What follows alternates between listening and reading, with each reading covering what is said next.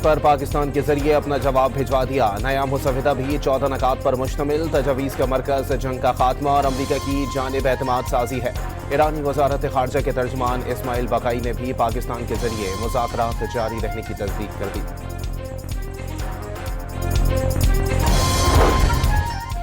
अमरीकी पाबंदियों का शिकार एक टैंकर ईरान के खार्क जजीरा पहुंच गया। टैंकर पर LPG लोड की गई। टैंकर ट्रैकर वेबसाइट का दावा। रिपोर्ट के मुताबिक अमरीकी बहरिया टैंकर का पता लगाने में नाकाम रही।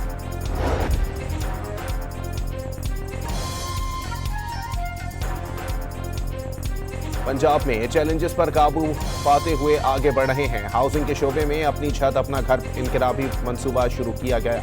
मॉडल प्लेज प्रोग्राम के तहत 2000 देहात को जदीद सहूलतों से आरास्ता किया।